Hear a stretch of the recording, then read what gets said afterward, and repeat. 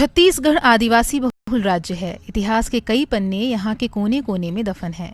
प्रदेश की ऐसी कई अनसुनी कहानियां हम आपको सुनाते रहते हैं। आज आपको मिलवाते हैं उनसे जो खुद को महिषासुर का वंशज मानते हैं। जशपुर जिले की खूबसूरत गोद में से 13 परिवार रहते हैं जो असुर जनजाति के माने जाते हैं और इतिहासकार भी इन्हें महिषासुर का वंशज मानते हैं। हम लोग असुर जाति के हैं, आदिवासी।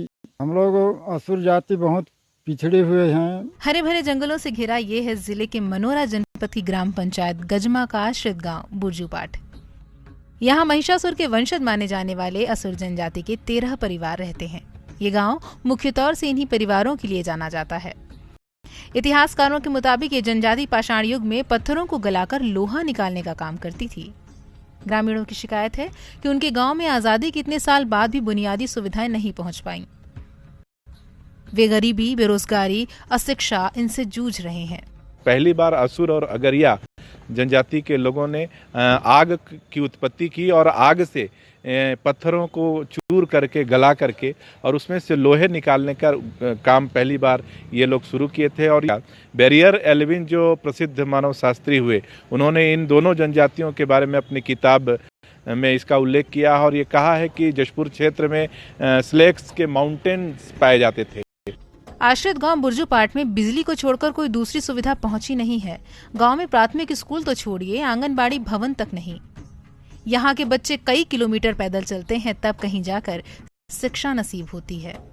हमारे यहाँ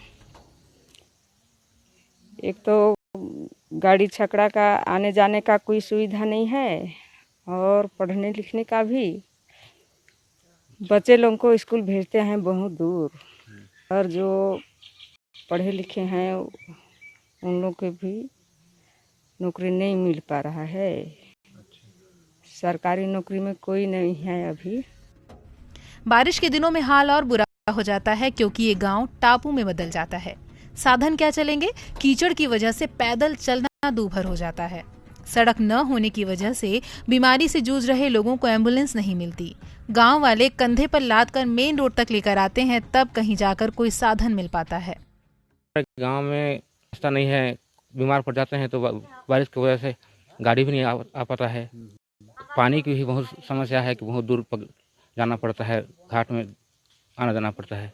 स्कूल भी नहीं है हमारे पास, आंगनबाड़ी बन रहा है वो भी नहीं बन पाया है, अधूरा है। इतिहासकार और समाज सेवी राम प्रकाश पांडे क्या कहते हैं, सुनिए।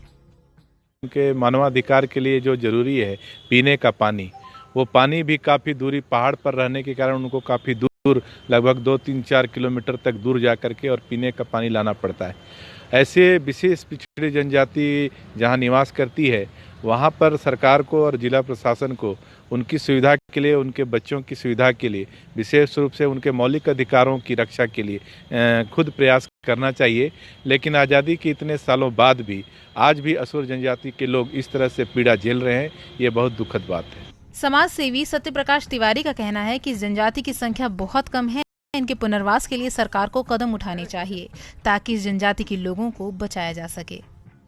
यहाँ जशपुर जिले में असुर जनजातियों की संख्या बहुत ही कम है और ये कुछ चिन्हित स्थानों पर ये लोग रहते हैं, जैसे बुरजूपाठ, गजमा है और मनोरा के कुछ भागों में रहते हैं। वो जिला प्रशासन भी बहुत समय से इनके विकास को लेकर के मौन रहा है। ऐसे समय में इनको चाहिए कि उनके सम्यक उत्थान के लिए कोई पुनर्वास की व्यवस्था करें। छत्तीसगढ़ की गोद में कई जनजातियां निवास करती हैं, जिनमें से कुछ विलुप्त होने की कगार पर हैं। इन्हें सुविधाओं के नाम पर सिर्फ योजनाएं ही मिलती रही हैं। अपनी पहचान के लिए ये लोग संघर्ष कर रहे हैं और अभाव में जीने को मजबूर हैं। तरुण प्रकाश शर्मा, ETV भारत, जशपुर।